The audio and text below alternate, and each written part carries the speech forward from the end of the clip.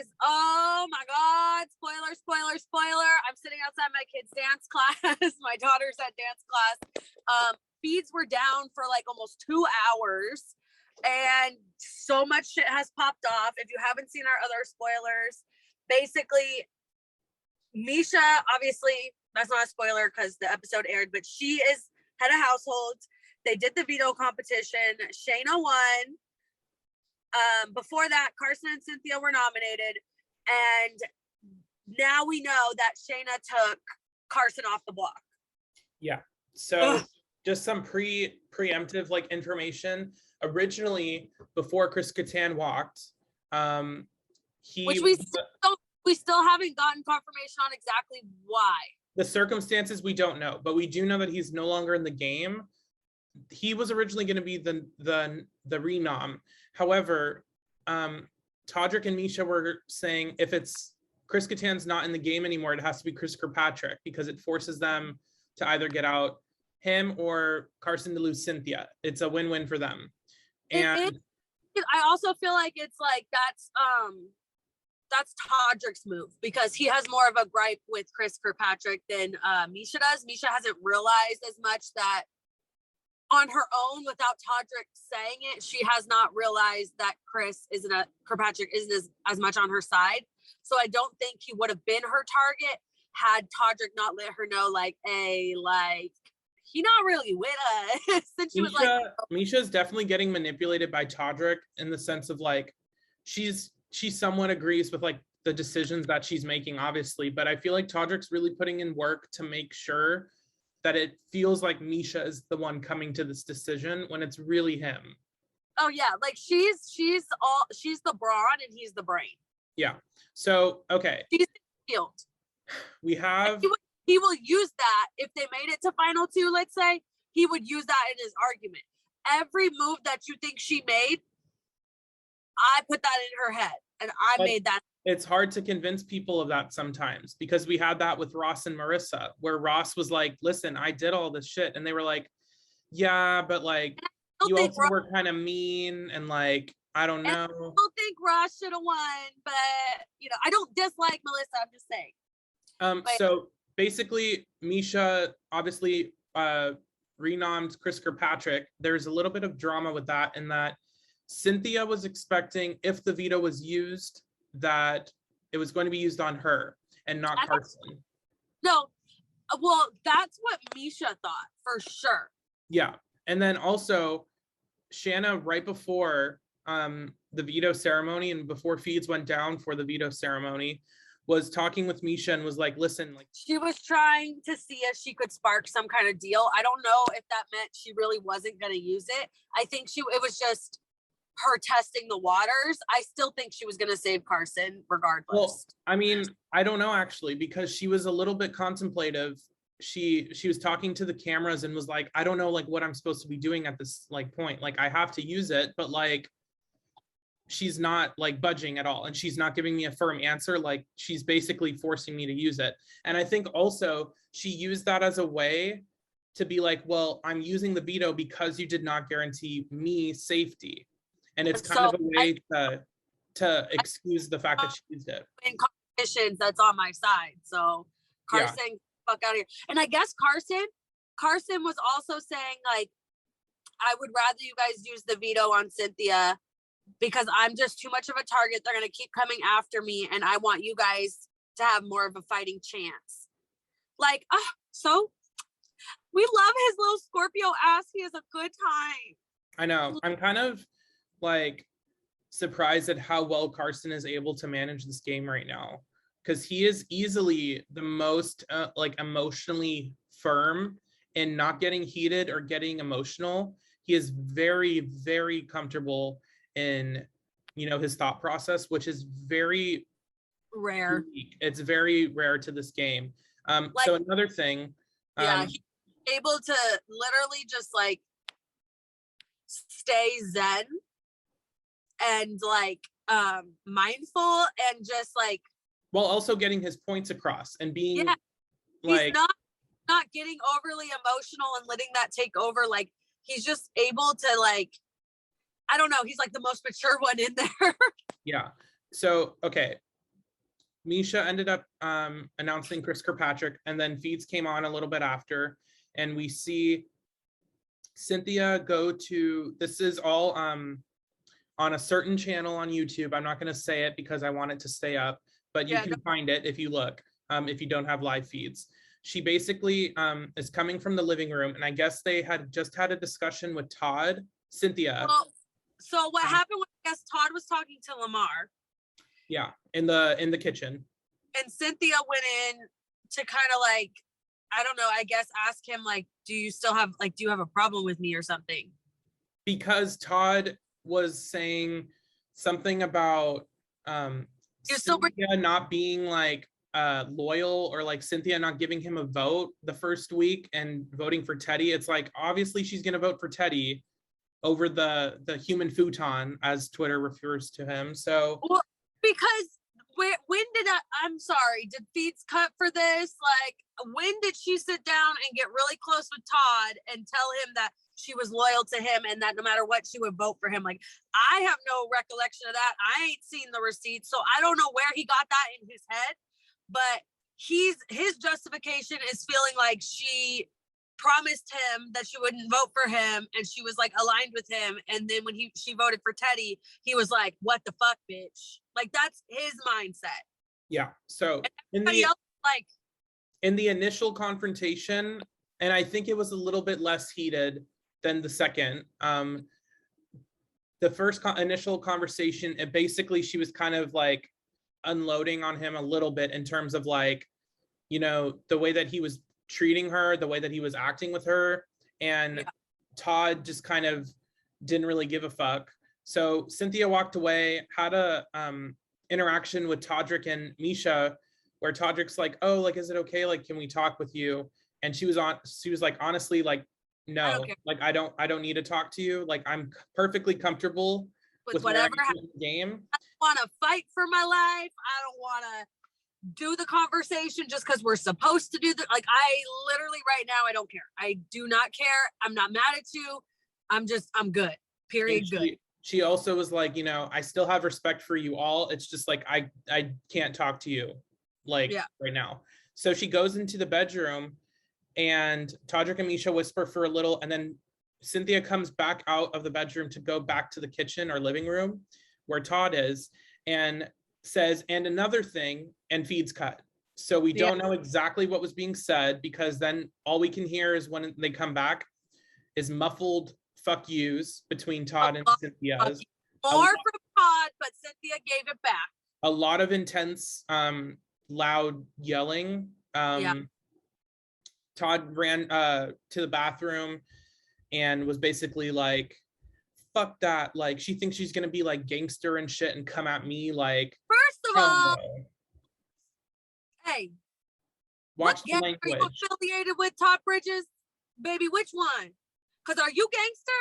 I'm sorry, but how is it that a woman like having something to say to you after an argument means that she's trying to be gangster? Like that, like he's just such a misogynist that it's like he clearly looks at women as below him.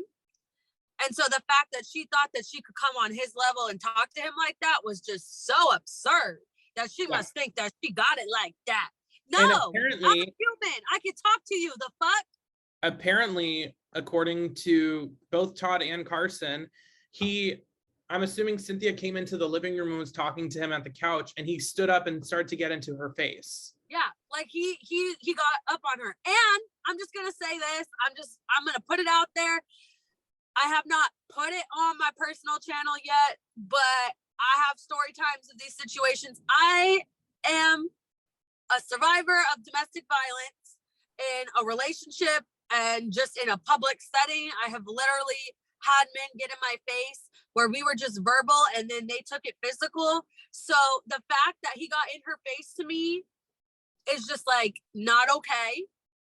And then also when he's trying to justify I would never do nothing, how does she know? She doesn't know you from a can of paint, bro. That's exactly what Carson was saying. Carson was like, I know? You're willing to stand up. You're willing to cuss at me. You're very upset about something, like in everyone's eyes, irrationally upset about something. How do I know that you're not going to act irrationally? Mm-hmm.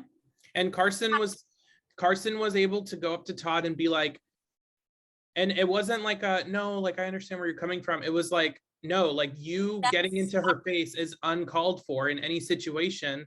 And also it's from her perspective. Like, she came at you after having a discussion where she had more to say to you. And instead of you taking what she was saying, you had to get into her face, like, try to intimidate her or whatever. Yeah, So try to shut her down. I hope that they show this in full. They don't try to pull some like weird stuff that they did with Big Brother 19, where they try to make some of the fights not look exactly how they went. Or what they did They show this with Christmas and you know, in 22 as well. They definitely edited that up. So we got more of it than I thought we would, but they definitely cut that shit up. And yeah. same, like, yeah, no, I just, I'm going to be honest with you. To me at this point, like I was telling Scotty when we were kind of discussing this earlier, initially when Todd was at it, like nominated, when his reaction to that, to me, hella put me off. It was really weirdly like aggressive or just like really like emotional, like response over something. It's like, dude, you've done literally nothing in the game. Why are you getting so like offended at being nominated? Everybody already knew Teddy was the target. You apparently have been not him, because he was like, where was my vote, Cynthia? Like, dude, you're lucky that you even got to stay. Anyone else up there, it probably would have been you. Should have been. Anyways, it should have been, because he wasn't even playing. To me, I get keeping those people because they're not a threat and you can do whatever you want with them or use them as a number. And he's not even entertaining. Chris Kattan was entertaining. But sometimes in certain situations, if someone's just really not fucking playing at all, I really think it's more fair to be like, all right, let's get them out. And then now let's play fair. Let's put everybody on a even, like those two people are gone. The rest of us all want to play. Now let's see who can really win when it's up against everybody that wants to play. I know that's not how the game works, it's whatever. Rachel's mentality from season 12 of get the floaters out, and then at least I know where you're coming from. You know where I'm coming from. We can battle it out. As opposed to the floaters who have no fucking clue. They win an HOH, and then it's like, I don't know what the hell they're going to do. Yeah. So, it's just from to me, that's, being someone that was always an athlete and a competitor, that's a competitive standpoint. I don't want to win because this person didn't even know what they were doing. I want to beat the best of the best, be the best of the best. So that's where like my mind will be with like some of that sometimes, but I also understand this game is not just a physical competition. It is social. It's so many other aspects, which is why it's so unique, which is why I get why some people's way of playing is to use those people as their little floaters and pawns and whatever. And so I get it. But to me, we've been sidetracking. But what I was really trying to say was when Todd's personality did that up there, I immediately was like, side eye. And then now, like, there's been little things like he's done. And then this situation with Cynthia, I'm like, trash, get the fuck out of here. I do not have any respect for a man that acts like that, knowing he's being filmed 24/7. That is another thing. What does this man do in his home? What has this man done to other women? If he hasn't put hands on a woman, I would be shocked.